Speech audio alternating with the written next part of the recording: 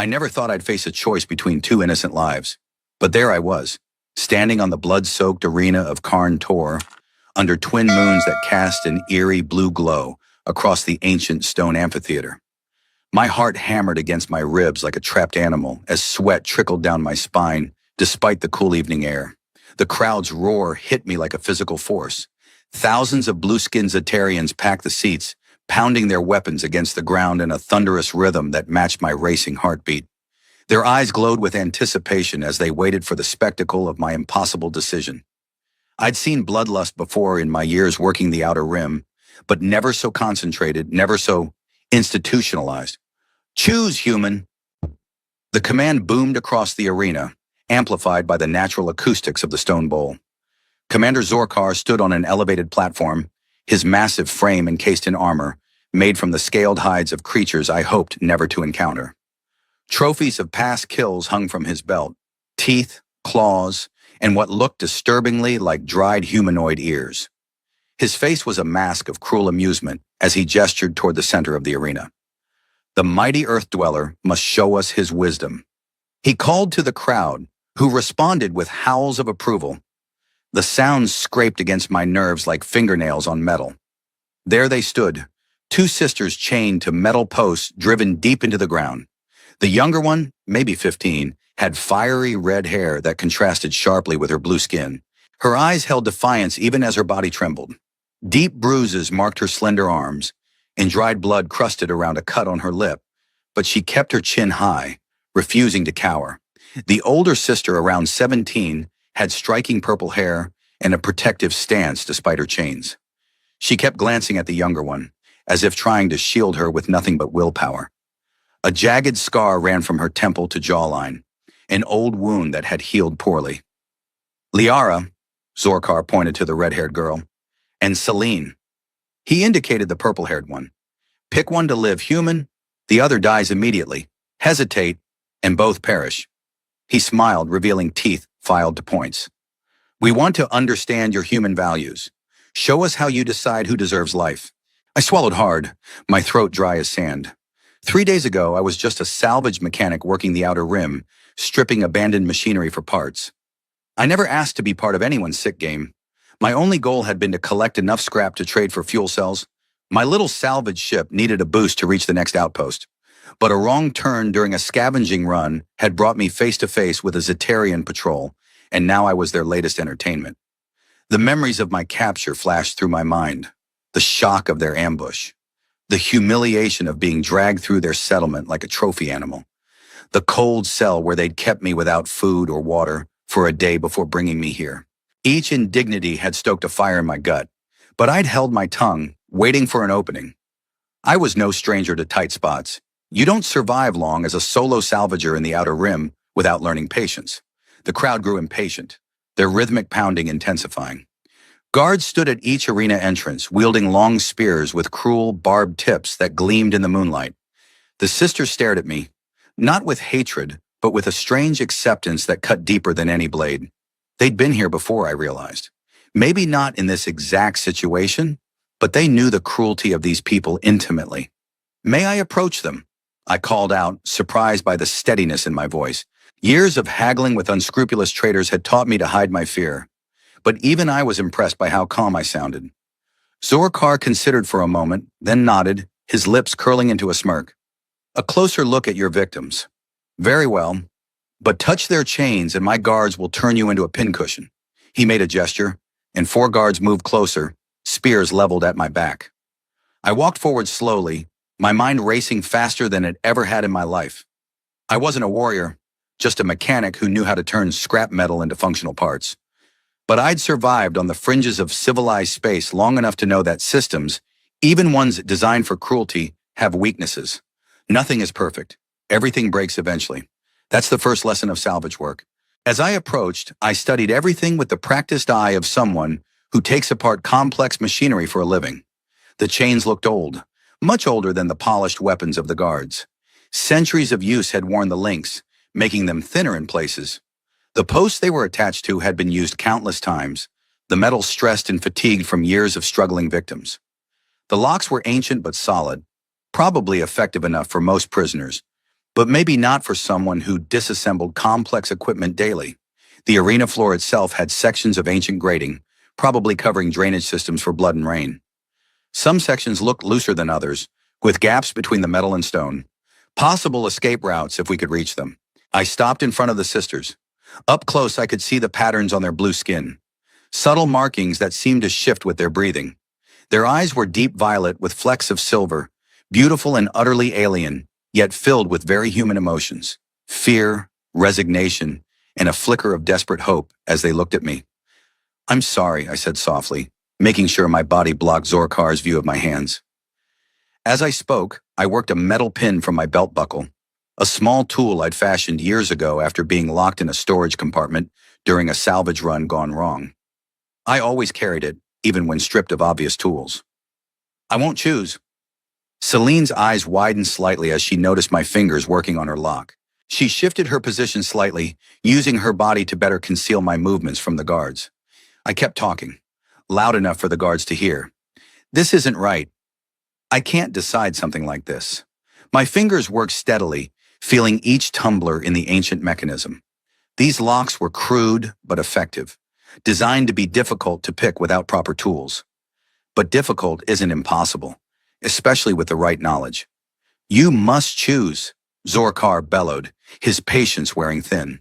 The crowd echoed his demand, the sound building to a crescendo that made the very ground shake beneath my feet. I felt the lock give way under my fingers, but maintained pressure to keep it closed. "Just a moment," I called back, letting irritation color my voice. "If I must condemn someone to death, at least allow me to make an informed decision." The commander laughed, a sound like stones grinding together. "Take your time, human. Examine them like cattle at market." His casual cruelty made my blood boil, but I channeled that anger into focus. I moved to Liara, pretending to study her face while my hands worked on her restraints. Her chains were even more worn, the lock mechanism simpler. My fingers worked the tumblers, finding resistance then give, resistance then give. "What's your name?" Liara whispered, her voice barely audible. "Kai," I murmured, not looking directly at her. "Kai Rain. Are you really going to pick one of us?" The question held no accusation, just a simple desire to know her fate. "No," I replied softly. "When I give the signal, be ready to run." Hope flared in her eyes, but she quickly masked it, dropping her gaze as a guard glanced our way. "I've made my decision," I announced, turning to face Zorkar. The commander leaned forward eagerly, his massive hands gripping the stone balustrade of his platform. The crowd fell silent, anticipating my choice. I raised my hand slowly, as if to point. Then I spun back around and yanked both locks open simultaneously. "Run!" I shouted, grabbing a broken piece of metal from the ground, a former weapon or chain link, its edge jagged and sharp. My heart leaped into my throat as adrenaline flooded my system. There was no going back now. The sisters didn't hesitate. Chains fell away as they bolted toward the nearest drainage grate. The crowd's silence shattered into chaos. Shouts of surprise, anger, and for some, exhilarated excitement at this unexpected turn in the entertainment. Guards shouted in confusion, their disciplined formation breaking as they rushed forward. I swung my makeshift weapon in a wide arc, catching the first guard across his unprotected face. He fell back, blue blood spraying from the gash. The sight of it, so alien and yet so familiar, momentarily froze me. I'd never deliberately hurt another being before. Survival had never demanded it. The hesitation nearly cost me as a spear thrust toward my midsection. I twisted aside, the barbed tip tearing my shirt and grazing my ribs with a line of fire. I responded instinctively, driving my elbow into the guard's throat. He dropped his spear, hands clutching his crushed windpipe as he fell to his knees. I snatched up the fallen spear and ran after the sisters, who were already pulling at the grate. Together we heaved it open, the ancient metal shrieking in protest. I thrust the spear at an approaching guard, forcing him back, then followed the sisters through the opening. We slipped below just as more spears clattered against the stone where we'd stood seconds before. The fall was short but jarring, landing us in a foul-smelling tunnel beneath the arena. "This way," I hissed, pulling them into the darkness as guards shouted above us. The sound of heavy boots on metal told me they were following. We ran through the tunnel, guided only by dim light filtering through occasional grates overhead. The stench was overwhelming. Centuries of blood, excrement, and decay filled these forgotten spaces, forcing me to breathe through my mouth. The passages branched like arteries, forming a labyrinth beneath the arena.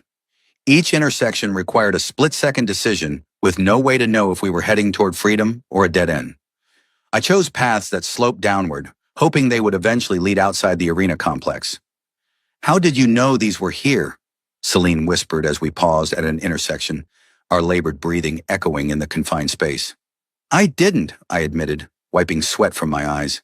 The cut on my side was beginning to throb, a steady pulse of pain with each heartbeat. "But arenas need drainage. Blood and rain have to go somewhere." A distant shout echoed through the tunnels, followed by the clatter of weapons. They were organizing a systematic search. We needed to move. "Do you know where these lead?" I asked, hoping the sisters' knowledge of their world might give us an advantage. Lyra shook her head, but Celine hesitated. In the dim light, I noticed her fingers touching something at her throat, a small metal pendant that caught what little light penetrated this underworld. "What is that?" I demanded, suddenly suspicious. The timing was wrong. Her reluctance to answer, the way her eyes darted away from mine. Celine's hand dropped. "Nothing." But I'd spent years identifying valuable parts in piles of junk. I grabbed her wrist and pulled her hand away from the necklace. The pendant was no ordinary jewelry. It had a small depression that looked like a mouthpiece and tiny apertures that might emit sound or signal. "It's a tracker, isn't it?" I said, my voice hardening. "Or some kind of signal device." Tears welled in Celine's eyes, catching the faint light like liquid silver. "They said if I helped them find you after the escape, they'd spare Liara." I had no choice. Her voice broke on the last word, years of fear and impossible decisions evident in that single crack. Lyra gasped, stepping away from her sister. Her expression crumpled, betrayal written across features still young enough that they should have known only kindness. "You were going to betray us. I was trying to save you." Celine shot back, reaching for her sister who flinched away. "You know what they do to those who defy them. I watched them kill Mother for standing up to them. I couldn't let that happen to you too." I understood her desperate choice, but we couldn't afford misplaced mercy. I grabbed the pendant and smashed it against the stone wall, grinding the pieces under my heel for good measure. The small crunch it made seemed inadequate for the damage it might have caused us. "Now we move," I said firmly, ending the sisterly conflict before it could escalate. "And we trust each other, or we all die." The hurt in Liara's eyes didn't fade, but she nodded, practical survival instincts overriding emotional pain. Celine wiped her tears with a grimy hand, leaving streaks of dirt across her blue cheeks. We continued through the labyrinth, choosing passages that sloped downward, hoping they'd eventually lead outside the arena complex. The sounds of pursuit grew louder, then faded as we changed direction. My salvager's instincts helped us navigate, following air currents, noting the wear patterns on the floor that indicated frequently used paths, listening for sounds that might indicate open spaces ahead. My side burned with each step, the initial adrenaline wearing off to reveal the true extent of the injury. It wasn't deep enough to be life-threatening, but in these filthy tunnels, infection was a real concern. I pressed on, ignoring the pain. Pain was just information, and right now, that information wasn't useful. After what felt like hours but was probably only minutes, we reached a larger chamber where several tunnels converged. Water flowed through a central channel, disappearing through a grate too small for us to follow. The distant shouts were growing closer again, echoing with unnerving clarity. "They're hurting us," I realized aloud, the pattern suddenly clear, blocking some passages to force us in a specific direction. Celine looked around frantically, her earlier composure cracking. "What do we do?" I scanned the chamber, noting every feature with desperate intensity. Nothing was ever truly a dead end if you looked hard enough. My eyes caught a narrow ledge that ran along the wall above the waterline, partially hidden by centuries of mineral deposits. "There, if we follow that, we might be able to double back past them." We edged along the slippery stone, pressing our backs against the damp wall.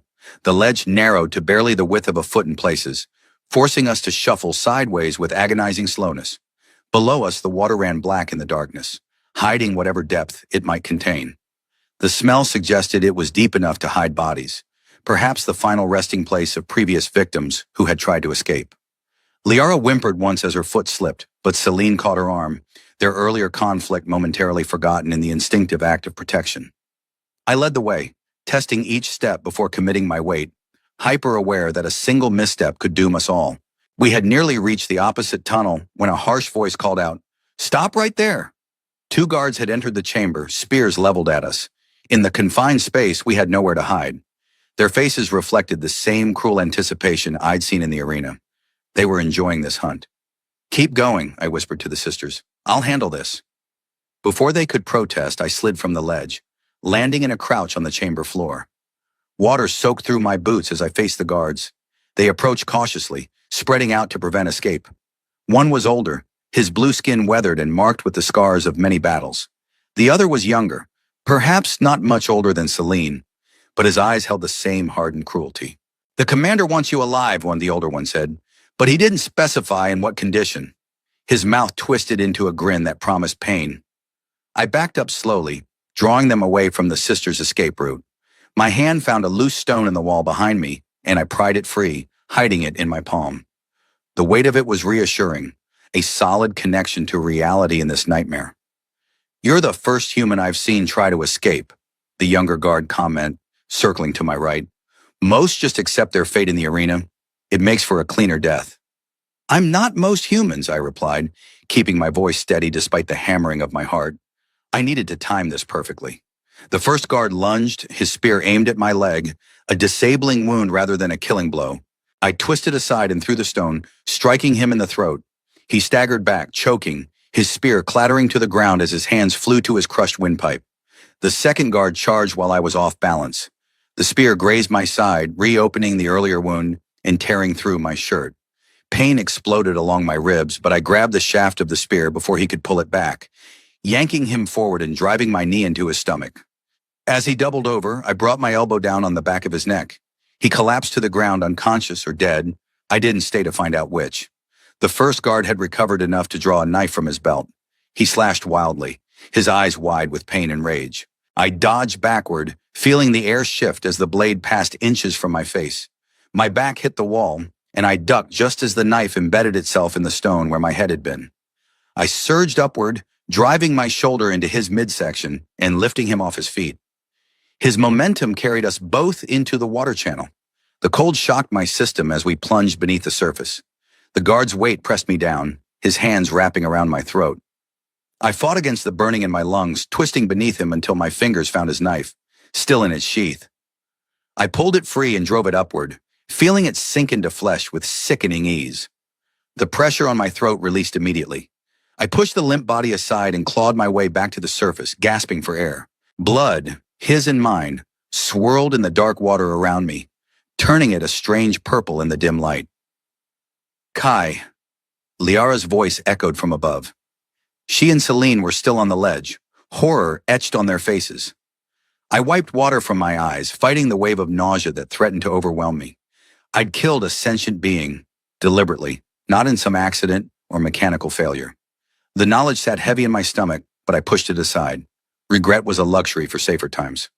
"Go," I coughed, pulling myself out of the channel. "Keep moving." I recovered the fallen spear and followed them along the ledge, ignoring the throbbing pain in my side and the new bruises forming on my throat. We reached the tunnel on the far side just as shouts erupted from the chamber behind us. They'd found their comrades. This new tunnel sloped upward, which gave me hope. We climbed as quickly as our exhausted bodies would allow, the sounds of pursuit growing distant again. After several more turns, we felt a fresh breeze against our faces, not the stale, fetid air of the tunnels, but something carrying hints of vegetation and open space. "There's an exit ahead," I whispered, hope surging through me for the first time since our escape began. The tunnel ended at a rusted grate covered with vines and debris, clearly unused for years. Together we pushed against it. The ancient hinges groaned but gave way, opening to reveal the night sky, vast and star-filled above an alien landscape. We emerged on a hillside beyond the arena walls.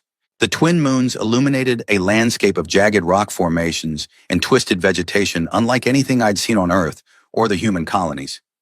In the distance, the lights of a settlement glowed, likely where the Zetarians lived when not entertaining themselves with blood sport.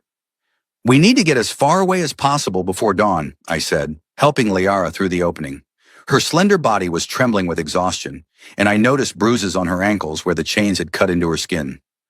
"They'll organize a proper hunt once they realize we've escaped the tunnels." "Where will we go?"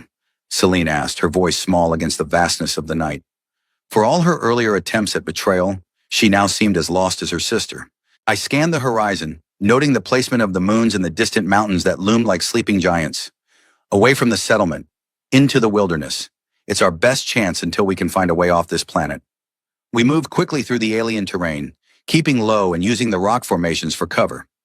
The wind carried strange scents, metallic and organic at once, unlike anything on Earth or the human colonies I'd visited. Every shadow seemed to hide potential threats, but we pushed onward, driven by the fear of what lay behind us. The landscape was treacherous, sharp stones that cut through the thin soles of my boots, patches of ground that looked solid but gave way to sinkholes, plants whose leaves secreted a burning sap when brushed against.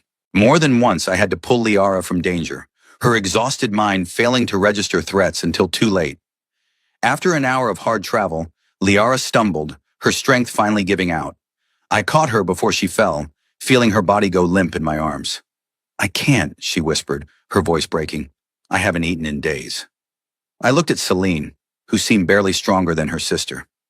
They'd clearly been prisoners for some time before I arrived. "We need shelter," I decided, scanning the horizon. About a quarter-mile ahead, a cluster of large boulders formed a natural alcove. "There. We can rest for a short while." I carried Liara the remaining distance, her slight form weighing almost nothing in my arms. The alcove provided good cover from three sides, with a clear view of the approach. I settled the sisters in the deepest part of the shelter and checked my injuries.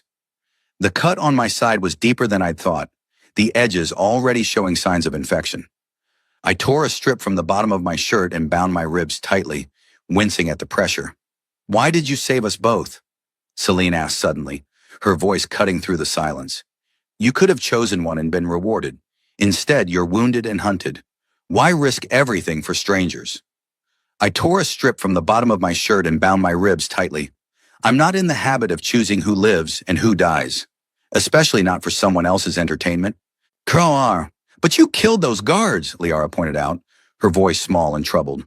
Her innocence hadn't been completely stripped away, despite whatever horrors she'd witnessed. "That was different. They chose their path." I finished securing the makeshift bandage. "Besides, I'm stubborn. Always have been. Tell me I have to do something, and I'll immediately start figuring out how not to do it." A weak smile touched Liara's lips. "You sound like my father." He always questioned everything, too. "What happened to him?" I asked, then immediately regretted it as her face fell. The momentary lightness extinguished. "The same thing that happens to anyone who questions Zorkar's authority," Celine answered darkly. "Public execution. Your family opposed him." Celine nodded, her eyes taking on a faraway look. "Our father was a council member, one of the most respected voices in our community. He spoke out against the arena games, said they were making us more brutal, less civilized, that we were losing what made us different from the predators of our world. He believed we could be better," Liara added softly. "That strength didn't have to mean cruelty." "Zorkar had him arrested for treason," Celine continued, bitterness edging her voice. "Our mother tried to defend him during the public trial and was killed on the spot. Just cut down in front of everyone. A lesson. So you became examples, I guessed, the pieces falling into place, to show what happens to families of traitors." "We became entertainment," Liara corrected bitterly. "Zorkar loves nothing more than forcing impossible choices on people. He calls it revealing true character under pressure." "He's had us in the arena 3 times before today," Celine added, her voice hollow. "Each time with a different prisoner forced to choose between us. Each time they chose one, and each time Zorkar spared both of us at the last moment, his mercy making the crowd adore him even more." "A sick game," I muttered, disgust rising in my throat. "But this time was different," Liara said. "This time he meant to kill one of us."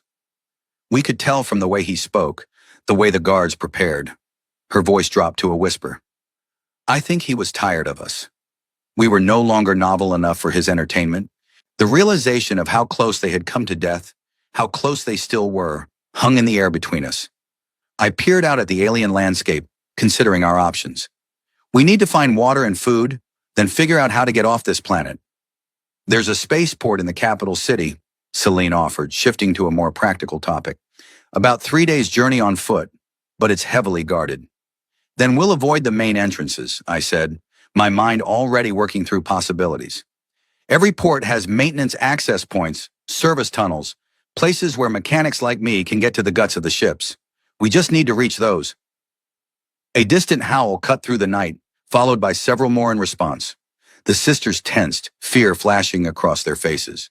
Trackers, Celine whispered, reaching instinctively for her sister's hand. Hunting beasts.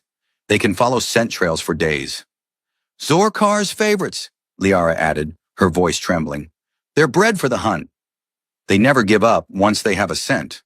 I gripped the stolen knife tightly, its weight suddenly inadequate against this new threat.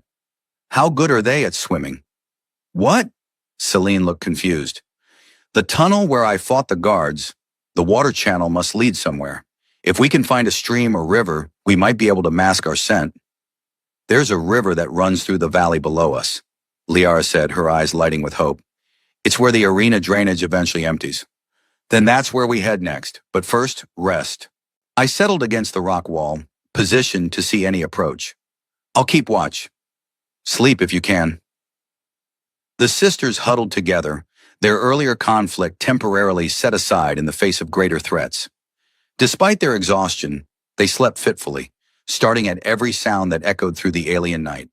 I kept vigil, fighting my own fatigue, my mind cycling through plans and contingencies. The distant howls grew closer throughout the night, an audible countdown to confrontation.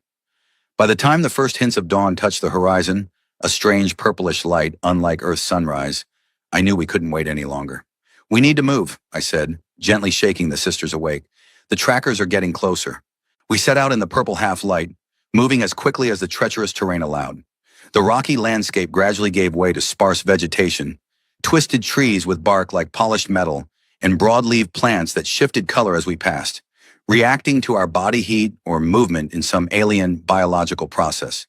By full dawn, the twin suns creating an eerie double shadow behind every object, we reached a narrow valley where a stream cut through the rock. The water was clear but had a faint purple tinge that made me hesitate. It's safe, Liara assured me, noting my concern. Just mineral deposits from the mountains. All water on Karntor has that color. We waded into the stream, following its course downstream. The cold water numbed my feet and aggravated my wound, but it would cover our tracks in scent. Each step sent spikes of pain through my side, but I kept my face neutral, not wanting to worry the sisters more than necessary. We traveled this way for hours, stopping occasionally to rest on the banks when the current grew too strong. During one such rest, Liara spotted movement on a nearby ridge. We froze, pressing ourselves against the rocky bank, barely breathing. A patrol of 4 Zetarian guards passed overhead, leading creatures that resembled wolves but with elongated limbs and ridged blue fur along their spines. Their eyes glowed an unnatural yellow, and their jaws looked capable of crushing bone with ease. One beast paused, lifting its snout to the air, and for a heart-stopping moment, I thought it had detected us. Then a guard yanked its chain, and they moved on. They're expanding the search perimeter, I observed once they were gone. We need to move faster. The main river is just ahead, Celine said, pointing downstream. It's much larger than this tributary. If we follow it, we'll eventually reach the forest. We continued downstream until the valley widened, and our small stream joined a much larger river that curved through the landscape like a blue-purple snake. The current here was stronger, forcing us to stay near the edges where we could keep our footing. Eventually, the terrain began to change again. The rocky shores gave way to soil that supported more vegetation. Trees appeared, first scattered, then in denser groupings until we found ourselves at the edge of a forest, unlike any I'd seen before. The trees here were massive, with interlocking canopies that blocked much of the sunlight. Their trunks weren't brown but a deep indigo that almost appeared black in shadow, and they exuded a sweet, musky scent that reminded me oddly of burnt sugar. It would provide better cover, but also hide potential dangers. We should find higher ground before nightfall, I suggested, eyeing the darkening forest warily. Get a better view of what's ahead. We left the river reluctantly, knowing we were leaving an easy trail to follow once more. The forest floor was surprisingly soft, covered in a moss-like growth that muffled our footsteps. Strange sounds echoed through the trees, clicks and whistles that reminded me of whale songs I'd heard in Earth's oceans. What makes those noises? I asked, scanning the canopy nervously. Years of salvage work had taught me that the unknown was usually dangerous until proven otherwise. Tree singers, Celine replied, seeming to relax slightly at the familiar sounds. They're harmless unless disturbed. They nest in the highest branches. As if responding to her words, a creature glided between the trees overhead. It had a sleek, aerodynamic body with membranous wings stretched between elongated digits, like a bat, but with iridescent blue scales instead of fur. It trilled a complex series of notes that were answered from deeper in the forest. "They're beautiful," I murmured, watching the creature soar effortlessly through the canopy. "They're sacred to some of our people," Liara said. "The old traditions say they carry the souls of the departed to the moons." "Before Zorkar outlawed the old ways," Celine added bitterly. We climbed a rocky outcropping that rose above the tree line, giving us a vantage point to survey the terrain. The climb was arduous, especially for the weakened sisters, but the strategic advantage was worth the effort. From the top, the landscape spread out before us in all its alien beauty and danger. In the far distance, I could make out geometric shapes breaking the natural landscape.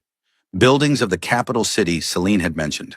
Between us and the city lay more forest, then what appeared to be vast open plains covered in golden vegetation that rippled like water in the breeze. "We'll be exposed crossing that," I noted, pointing to the grasslands. My tactical mind was already calculating risks.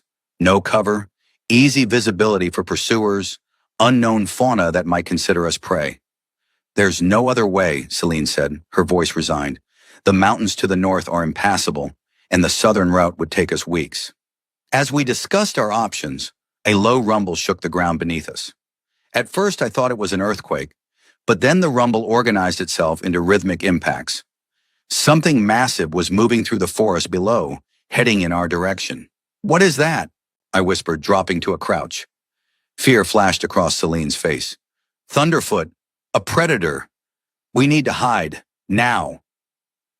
We scrambled down the opposite side of the outcropping, seeking cover among the rocks. Through gaps in the vegetation, I caught glimpses of movement, an enormous creature pushing through the trees with casual strength. It stood at least 15 feet tall on powerful hind legs, its forelegs relatively small, but ending in curved talons. Its hide was a mottled blue-gray that blended with the shadows, and its elongated head housed rows of serrated teeth visible even at this distance. "Does it hunt by scent?" I whispered. "Sight and sound primarily," Lyra replied, her voice barely audible. "But its sense of smell is still better than ours." The Thunderfoot paused near the base of our outcropping, its nostrils flaring as it sampled the air. It knew we were close. I held my breath, pressing deeper into our hiding place. Lyra trembled beside me, and I placed a steadying hand on her shoulder, feeling the rapid flutter of her pulse beneath my fingers. The predator circled the rocks, searching.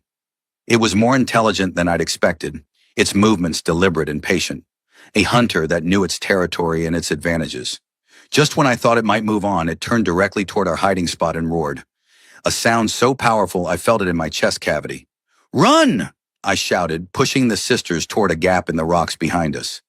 We burst from cover as the Thunderfoot charged, its massive head lowering to strike. I pushed Liara and Celine ahead of me, then dove sideways as talons raked the space where I'd stood. Rolling to my feet, I faced the creature, spear gripped in both hands. My ribs screamed in protest, but fear and adrenaline dulled the pain. "Kai, no!" Celine screamed. "You can't fight it." The Thunderfoot regarded me with cold, calculating eyes. I knew she was right. The spear was a toothpick compared to this monster, but I only needed to buy them time to escape. "Get to the trees," I called, never taking my eyes off the predator. "It's too big to follow quickly." The creature charged again. I waited until the last possible moment, then threw myself aside, driving the spear into its flank as it passed. The weapon snapped on impact, barely penetrating the thick hide. The Thunderfoot bellowed in rage rather than pain, wheeling around with surprising agility for something so large. I scrambled backward, now weaponless. My hand found a rock, and I hurled it at the creature's face. It bounced off harmlessly, only serving to further enrage the predator. My back hit a tree, and I realized I'd run out of room to maneuver. The predator approached more cautiously this time, wary after being struck. It lowered its head, preparing for a killing blow. In that moment, facing death, strange clarity washed over me. I saw my life with crystal precision. the lonely years scavenging on the rim, the connections I'd never made, the roots I'd never put down. All of it leading to this moment, this impossible stand against a creature from a nightmare. And yet I felt no regret. For once in my life, I was fighting for something more than mere survival. A high-pitched whistle pierced the air, followed by another from a different direction. The Thunderfoot's head snapped up, suddenly alert. More whistles answered, forming a chorus that seemed to come from all around us. The tree singers were responding to our distress. The predator hesitated, caught between the easy prey before it and the growing threat from above. Then movement in the canopy drew its attention. Dozens of tree singers launching themselves from branch to branch, their wings catching the dappled sunlight. One swooped low, then another, their sharp wing edges slicing across the Thunderfoot's exposed back. The predator roared and swatted at them, but they were too quick, darting in to deliver cuts before retreating to safety. Blood welled from a dozen minor wounds as the assault continued. I didn't wait to see more. I sprinted toward where the sisters had disappeared into the forest, the sounds of battle fading behind me. I found them hiding among dense underbrush about 100 yards away, their faces pale with fear and exhaustion. "What happened?" Liara asked as I dropped beside them, gasping for breath. "The tree singers," I panted, my lungs burning with exertion. "They attacked it." Celine's eyes widened. "That's impossible. They never interfere with ground predators." "Well, someone forgot to tell them that," I said, peering back through the trees. The Thunderfoot was retreating, still swatting futilely at the agile flyers. "Whatever the reason, it saved my life." "Maybe they recognized we were fleeing from something worse than a Thunderfoot," Liara suggested quietly. "Even animals can sense true evil." We continued through the forest, maintaining a brisk pace despite our exhaustion. The tree singers followed overhead, their calls creating a canopy of sound that seemed to track our movement. Were they protecting us, warning others of our presence? I couldn't tell, but their presence was strangely comforting. As we walked, Celine explained more about their world. "Karn Tor wasn't always like this," she said, her voice taking on the cadence of someone reciting history. "The oldest stories say our people once lived in harmony with the land, that we communed with creatures like the tree singers." "What changed?" I asked, curious despite our dire circumstances. "Resource scarcity initially," she replied. "Then the rise of warlords who controlled what remained. Zorkar's grandfather was the most ruthless, uniting the others under his rule through fear and spectacle. The arena, I guessed." She nodded. "A way to channel aggression," they said, "to maintain order through controlled violence. But it changed us, generation by generation. What began as necessity became entertainment, then religion. By late afternoon, the forest began to thin, revealing the open plains we'd seen from above. Golden grass stretched to the horizon, moving in waves with the wind. It would be dangerous crossing, nowhere to hide, completely exposed to both the elements and pursuers. But the city beckoned on the far side, our only hope of finding a way off this planet. "We should rest and wait for dark," I suggested, eyeing the remaining hours of daylight warily. We found a hollow beneath the twisted roots of an ancient tree and settled in to wait. The sisters fell asleep almost immediately, exhaustion finally overcoming fear. I kept watch, nursing the knife I'd recovered and listening to the unfamiliar sounds of this alien world. My thoughts drifted to how quickly life could change. 3 days ago, I was just a salvage mechanic with a small ship and smaller ambitions. I'd spent years drifting from outpost to outpost, taking odd jobs, avoiding entanglements. The solitary life had suited me, or so I told myself.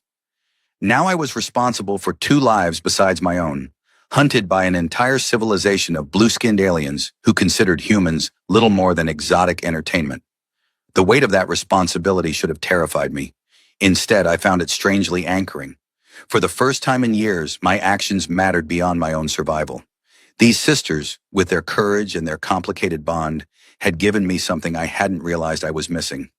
Purpose. A soft sound drew my attention. Lyra was weeping in her sleep, her face contorted with fear or sorrow.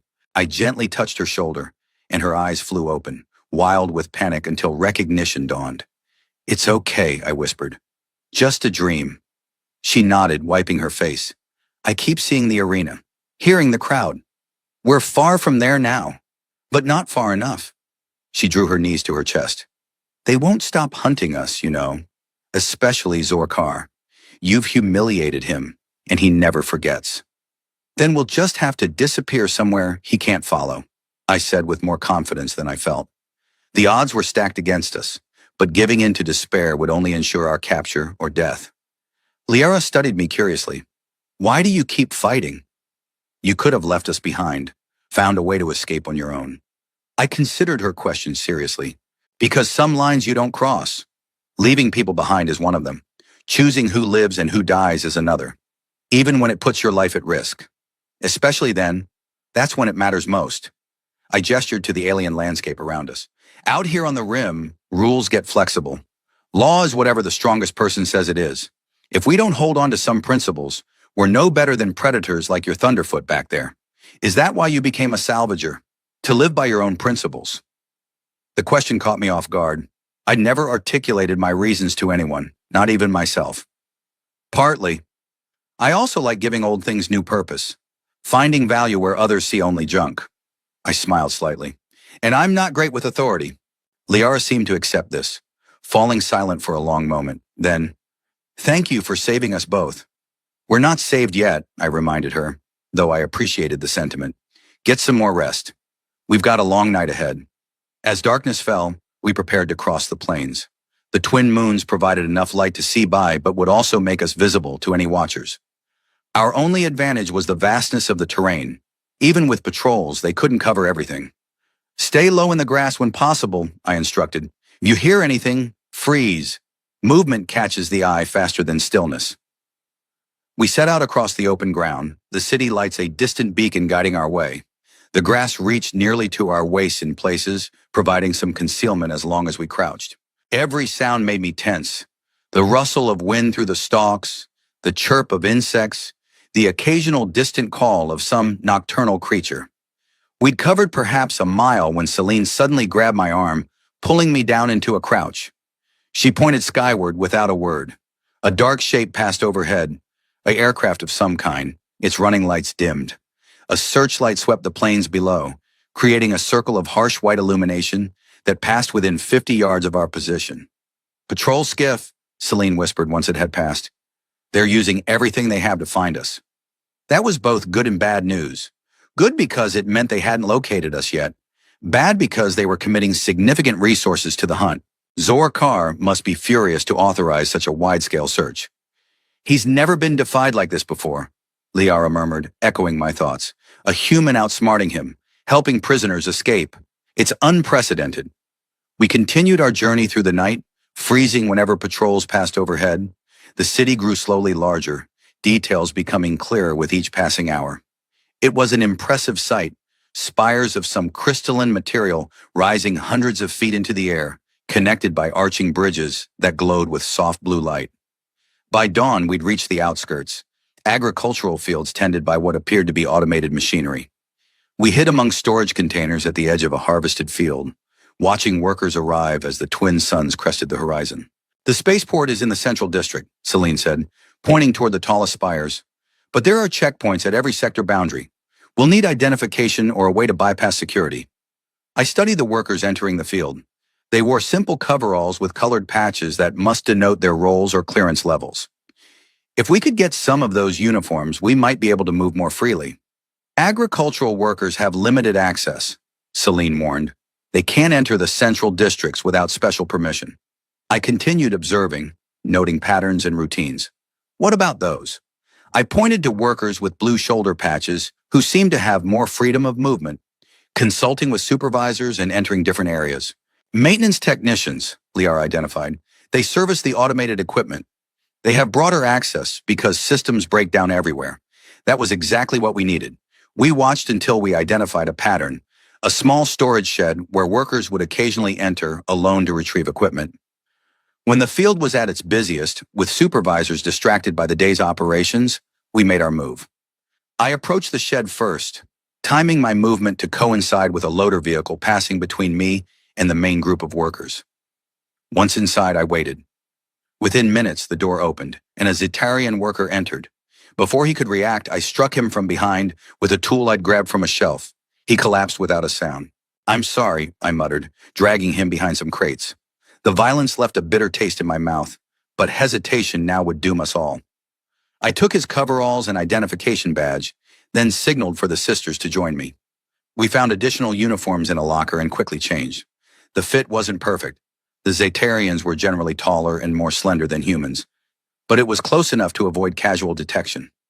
I used some grease from a nearby container to darken my skin slightly, hoping it would pass a cursory inspection. Keep your heads down and follow my lead, I instructed, adjusting the cap to shadow my face. Act like you belong. That's half the battle. We left the shed and walked purposefully toward the city proper. Workers glanced at us but returned to their task without comment. Our stolen badges got us through the first checkpoint with nothing more than a cursory scan. The guard barely looked at us. Just another group of maintenance workers heading into the city for their shift. Inside the city, we faced a new challenge, navigating the unfamiliar layout without appearing lost. Streets branched in seemingly random patterns, connected by elevated walkways and underground passages.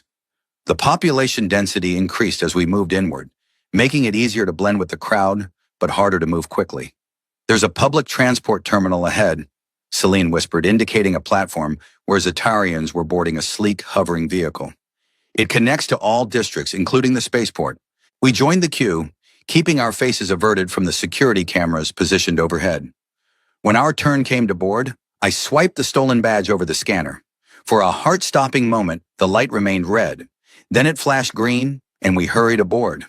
The transport moved swiftly through the city, offering glimpses of Zaterian life through large windows. Despite their violent arena culture, much of their society seemed orderly and advanced. Markets bustled with activity, public spaces featured intricate water sculptures, and children played in designated areas under watchful eyes. It's not all like the arena, Liara said quietly, following my gaze. Most people just live their lives. It's the military caste that controls the blood sports. Does everyone agree with that system? I asked. Celine shook her head. Many oppose it privately, but Zorkar and his supporters eliminate public dissent quickly, like our father. A sudden commotion at the front of the transport drew our attention. 2 armed guards had boarded and were checking identification more thoroughly than at the station. They were moving systematically through the passengers, comparing faces to some kind of handheld device. They're looking for us, Liara breathed, shrinking back in her seat. Stay calm, I murmured. We're just maintenance workers heading to a job. The guards were getting closer, checking each passenger in turn. I noticed an emergency exit handle near our seats and subtly shifted my position to be ready to grab it. If they identified us, we'd have seconds to react. Just as the guards reached the row in front of us, the transport slowed for a station. In the momentary distraction of arrival, I nudged the sisters. Next stop, we get off. Casual but quick. The transport doors opened, and we exited with a group of other passengers. I could feel the guards' eyes on our backs, but resisted the urge to look back or rush.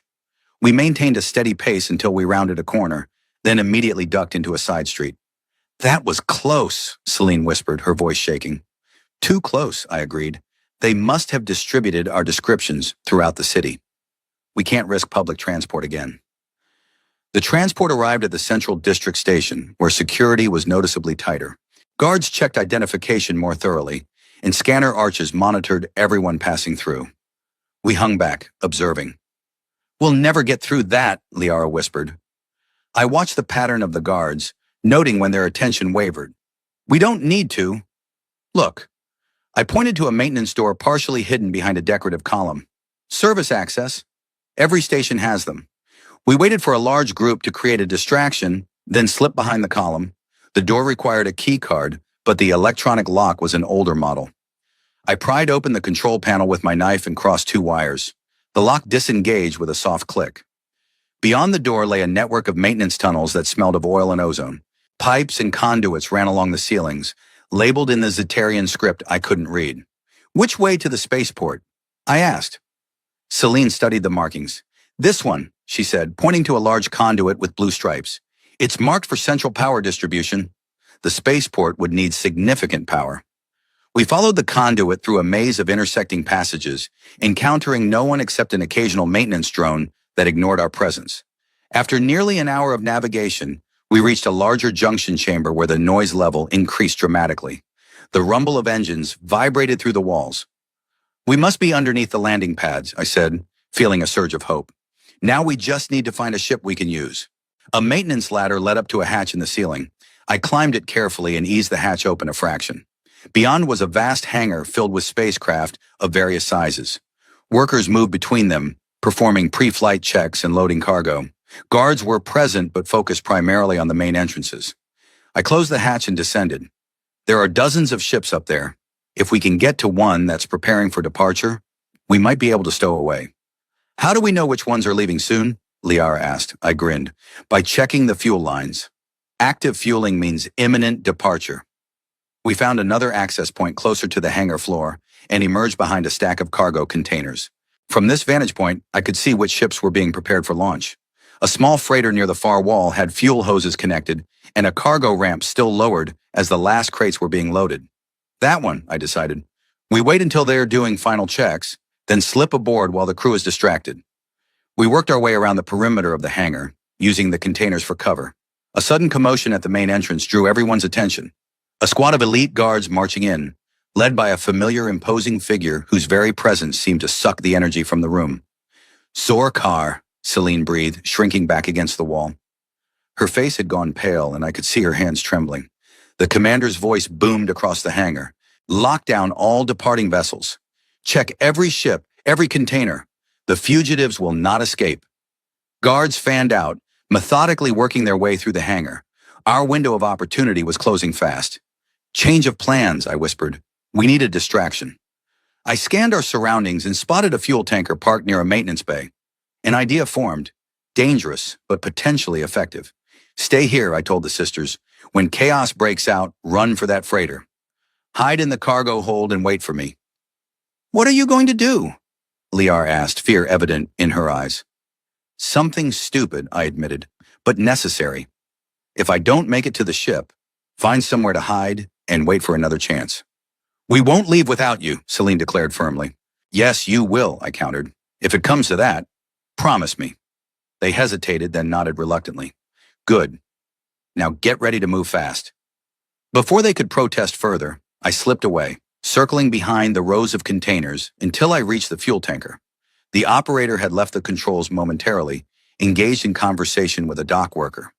I climbed into the cab and familiarized myself with the alien controls. Different design, but the principles were similar to human equipment. I started the engine, drawing surprised shouts from nearby workers. Ignoring them, I accelerated the tanker toward a stack of empty containers near the center of the hangar. Guards turned, weapons raised, but hesitated to fire at the volatile fuel vehicle. At the last moment, I locked the controls in position and jumped from the cab, rolling behind cover as the tanker crashed into the containers with a deafening impact. Fuel sprayed from ruptured tanks and electrical sparks from damaged equipment ignited it instantly. Fire erupted in a whooshing column, triggering emergency alarms throughout the facility. Chaos erupted as workers ran for safety and emergency protocols activated. Overhead, sprinklers released fire-suppressing foam, further adding to the confusion. Through the mayhem, I caught a glimpse of blue movement as the sisters made their dash toward the freighter. I circled around the spreading fire, keeping low and using the distraction to my advantage. Guards were focused on evacuation procedures and containing the blaze, not on watching for escaped prisoners. I reached the freighter just as its engines began spooling up, the pilot preparing for emergency departure to escape the fire's spread. The cargo ramp was already rising. I sprinted the final distance and dove beneath it, squeezing through the narrowing gap before it sealed. Inside the dark cargo hold, I called softly, Liara. Celine. Here, came Liara's whispered response from behind a secured pallet. I joined them as the ship lurched, breaking free of its docking clamps. Through a small viewport, I watched the hangar recede below us. In the confusion, we'd made it aboard without detection. Will they follow? Celine asked, her voice tight with fear. Eventually, I admitted, but they'll have to organize pursuit ships, and by then, we'll have a head start. The freighter climbed rapidly through the atmosphere, engines straining against Karntor's gravity. Soon the vibration changed tone as we broke into open space. I allowed myself a moment of relief. We'd escaped the planet, at least. What now? Liara asked, her voice small in the cavernous cargo hold. Now we figure out where the ship is heading and plan our next move. I examined our surroundings more carefully. This looks like a standard cargo configuration. There should be maintenance access to the main deck somewhere. We searched the hold until we found a service crawlway hidden behind a panel. I squeezed through first, emerging in a narrow corridor that connected the ship's primary systems. Voices echoed from the direction of the bridge, the crew discussing the unexpected emergency departure. I motioned for the sisters to stay quiet and crept forward, listening. The ship was bound for a trading outpost in a neighboring system. 3 days' journey at standard speed. We could remain hidden in the cargo hold until then, though food and water would be challenges. As I turned to share this information with Liara and Celine, a rough hand grabbed my shoulder and spun me around. I found myself face to face with a Zeterian crewman, his expression shifting from surprise to recognition.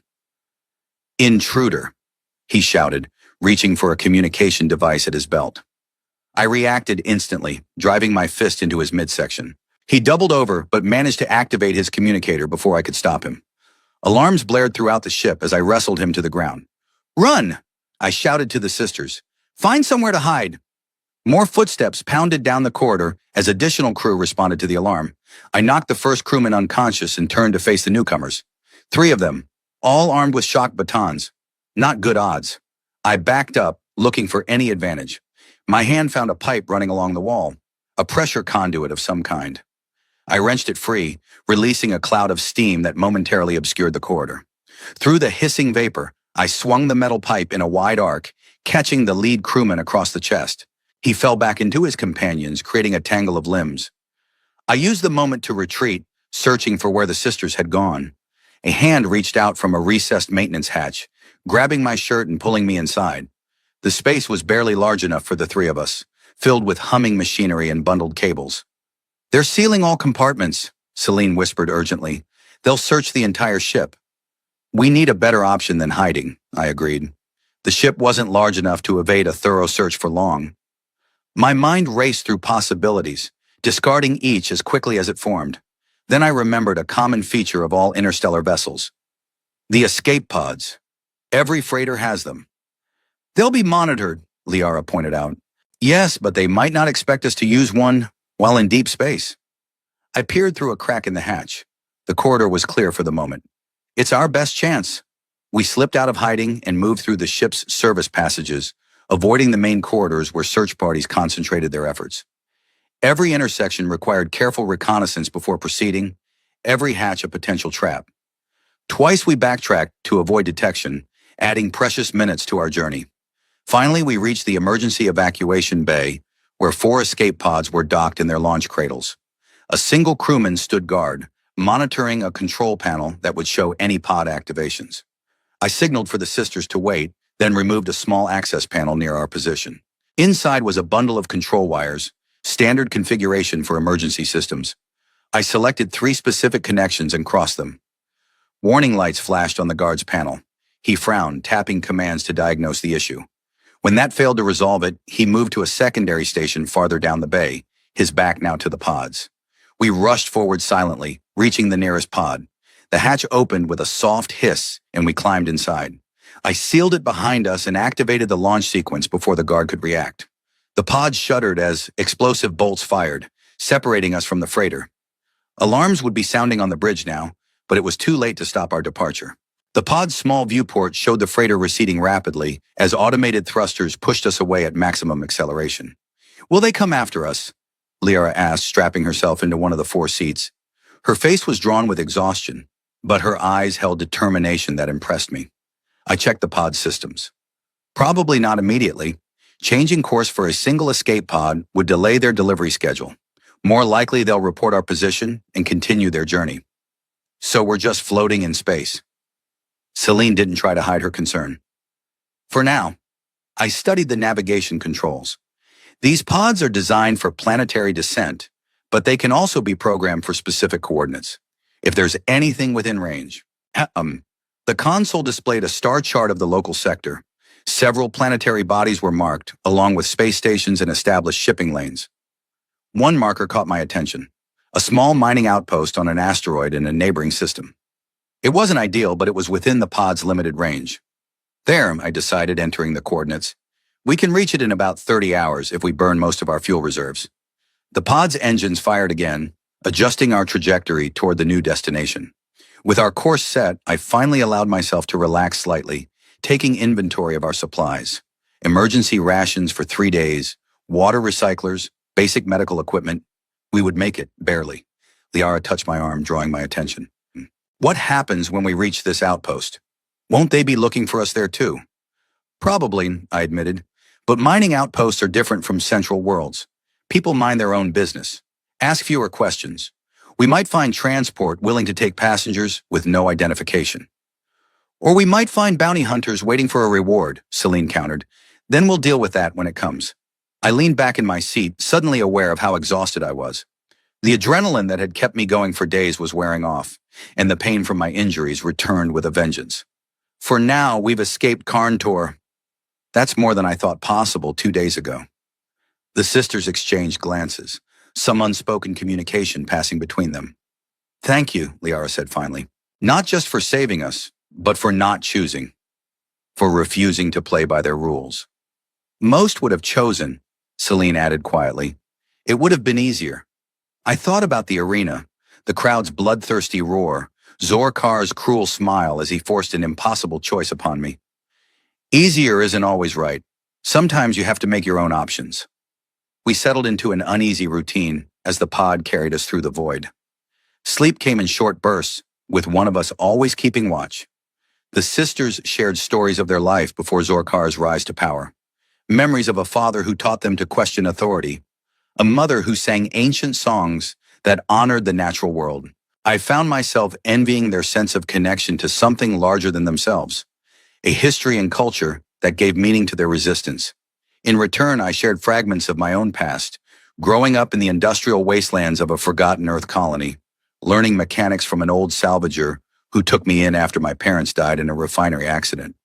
My eventual escape to the stars where I could live by my own rules. Is there anyone waiting for you? Liara asked during one of these exchanges. Anyone who will notice you're missing? I shook my head. Not really. Other salvagers might wonder if they don't see me at the usual trading posts, but they'll just assume I found a better route or I left the alternative unspoken. That sounds lonely, she observed without judgment. It was freedom, I corrected, though her words had struck closer to the truth than I wanted to admit, or I thought it was. And now? Celine asked. I considered the question. Now I'm not so sure. Maybe freedom isn't just about avoiding attachments. Maybe it's also about choosing which ones matter. As we neared the mining outpost, our conversation turned practical again. We needed a plan for arrival, a way to blend in with the rough and tumble population of miners, traders, and drifters. I can pose as a mechanic looking for work, I suggested. That's believable enough, and my skills would be valuable in a place like that. What about us? Celine asked. 2 Zetarian females will draw attention anywhere outside our homeworld. She was right. Their blue skin and distinctive features would be immediately noticeable in a human-dominated outpost. You'll have to be my assistants. Technical specialists I picked up on a job. Will anyone believe that? Liara looked doubtful. Stranger arrangements exist in the outer systems, I assured her. The key is confidence. Act like you belong, and most people won't question it. The mining outpost grew visible in our viewport, a sprawling complex of modules and structures attached to the surface of a massive asteroid. Landing beacons guided approaching vessels to designated areas, their rhythmic pulses creating patterns against the void. Brace for deceleration, I warned as I activated the landing sequence. The pod shuddered as retro thrusters fired, slowing our approach. A transmission crackled through the comm system. Unidentified pod, this is Helios Station Control. State your origin and purpose. I hesitated, then keyed the response. Helios Control, this is salvage mechanic Kai Rain. Emergency departure from cargo vessel due to life support failure in my section. Requesting permission to dock. There was a long pause and I held my breath. Finally, clearance granted for emergency docking at Bay 12. Medical team will meet you on arrival. Negative on medical, I responded quickly. No injuries, just equipment malfunction. Standard inspection will suffice. There another pause. Acknowledged. Proceed to Bay 12. I guided the pod toward the designated bay, which opened to receive us as we approached. The docking clamps engaged with a metallic clunk, securing the pod to the station's exterior. Ready? I asked the sisters as the airlock cycled. They nodded, faces set with determination, despite the fear I knew they felt. We'd come too far to falter now. The airlock door slid open to reveal a utilitarian docking bay, typical of mining operations. Functional, grimy, and bustling with activity. A lone security officer waited beside the access terminal, looking bored. Identification, he demanded as we approached. Lost in the emergency, I replied smoothly. Everything happened so fast I barely had time to get my assistants into the pod. He eyed us suspiciously, his gaze lingering on the sisters. Zetarians, don't see many of your kind out here. Those specialized technical consultants, Celine replied before I could, her voice confident. Microgravity mining systems are our specialty. I suppressed a smile at her quick thinking. The officer seemed mollified, but not entirely convinced. You'll need to register with station security within 24 hours. Until then, you're restricted to public areas. He handed us temporary access cards. And there's a 50-credit docking fee for the pod. I made a show of checking empty pockets. Lost my credit chip with everything else. Can I work it off? I'm a damn good mechanic, he snorted. Talk to Jorex in maintenance. Level 3, Section D. He's always short-handed. We thanked him and moved into the main concourse. The station's interior was a maze of corridors and open spaces, filled with the sounds of machinery, commerce, and 100 different languages. Miners in stained coveralls mingled with traders hawking goods from across the sector. Security personnel patrolled casually, more concerned with major disruptions than minor infractions. We need to find communications, I murmured as we walked. Contact someone who can get us proper transport out of this system before word reaches here about our escape. Who would help us? Liara asked. We have no money, no connections. It was a valid question. My usual contacts were scattered across systems, none particularly close or reliable. Then a name surfaced from memory. Someone I'd helped years ago who had promised a favor in return. Shibri. There's a trader named Maddox who owes me. Last I heard, she was operating in this sector. If we can get a message to her, she might be willing to give us passage. We found a public communications terminal in a crowded market area. The ambient noise provided cover as I accessed the system, searching for registered traders currently docked at the station. To my surprise and relief, the name Maddox, Freighter Second Chance, appeared on the list. She's here, I said, feeling a spark of hope. Docking Bay 28. We made our way through the station, avoiding security checkpoints where possible. The temporary passes got us through the necessary barriers, though each scan made me tense, waiting for alarms that never came. By the time we reached Bay 28, my nerves were frayed but intact. The Second Chance was a mid-sized freighter with visible modifications for enhanced speed and defensive capabilities, not unusual for independent traders who navigated the more dangerous routes. Its hull bore the scars of space debris and possibly weapons fire, patched over but not concealed. A woman in her 50s supervised the loading of cargo near the main ramp. Her gray hair was cropped short, and a prosthetic left arm of obviously custom design suggested a story I didn't know. When she turned and saw me, her weathered face registered shock, then cautious recognition. Rhine, that you? She approached slowly, eyes narrowed. Hello, Maddox, I replied, offering a tired smile. I'm calling in that favor. Her gaze shifted to the sisters, then back to me. Must be some favor you need, showing up with Zetarians in tow. You know there's chatter all over the communication channels about a human helping some high-value fugitives escape Karntor. My stomach dropped. News traveled faster than I'd anticipated. Is that right? She studied us for a long moment, then sighed. Load bay, 5 minutes. And for heaven's sake, cover their skin. Blue sticks out like a supernova in a dark nebula. She walked away, leaving us stunned by our good fortune. Can we trust her? Celine whispered. We don't have much choice, I replied honestly. But yes, I think so. I saved her ship once when raiders had disabled her engines. She's not one to forget a debt. 5 minutes later, we slipped aboard the Second Chance through a secondary cargo entrance. Maddox was waiting, arms crossed, expression unreadable. I'm not asking questions, she said as the hatch sealed behind us. Don't want to know. But I'm headed to the Caldera sector, and you can ride along if that works for you. You'll work for passage, all 3 of you. That's more than fair, I agreed quickly. The Caldera sector was far from Zetarian space, populated primarily by independent colonies with minimal central governance. We could disappear there, build new identities. Departure in 30 minutes. Engine room needs attention. Cooling system's been glitchy. Think you can handle that salvage, man? Maddox raised an eyebrow. I nodded, feeling truly useful for the first time in days. I'll have it running smooth before we hit the jump point. As Maddox showed us to our quarters, a small cargo conversion with basic amenities, I felt a weight lifting. We weren't safe yet, not by any measure, but we had a chance, a real one. That night, as the second chance broke orbit from the mining outpost, I stood in the observation blister watching the stars. Liara joined me, her presence quiet but comforting. "What will happen to us now?" she asked after a while. "We start over," I said simply. "Find a place where you and Celine can build lives without looking over your shoulders. Where I can maybe put down some roots for a change. Together." There was hope in her question, and something more. A tentative reaching toward possibility. I thought about the arena, about the impossible choice I'd refused to make. In doing so, I'd made a different choice entirely. To be responsible for something beyond myself. To connect rather than remain isolated. "Together," I confirmed, "if that's what you both want." She smiled then, the first genuine smile I'd seen since we met. "I think it is." As the escape pod carried us through the void toward an uncertain future, I realized I'd changed in ways I couldn't yet fully understand. I'd gone from a solitary salvager to someone responsible for two lives besides my own. I'd chosen to stand against cruelty rather than participate in it, even at great personal risk. Whatever waited for us in the Caldera sector, safety or new dangers, I knew we would face it together. In refusing to choose which sister would live and which would die, I'd found something I hadn't realized I was missing. Purpose.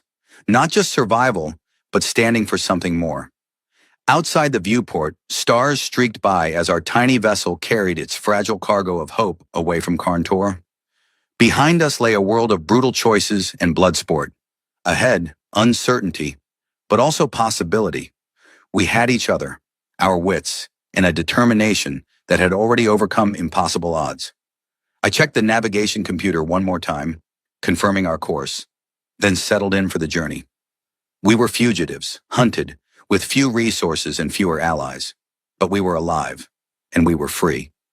For now, that was enough. Tomorrow would bring its own challenges, but I felt ready to face them. No longer alone, no longer adrift. Liara placed her hand on my arm, her touch light but grounding. Celine joined us, her earlier betrayal forgiven, if not forgotten. The three of us brought together by cruelty but bound now by something stronger. A refusal to let others define our worth, our choices, our fate. "We made it," Celine whispered, voicing what we all felt. "Yes," I agreed, watching the stars blur as we accelerated toward our future. "We made it."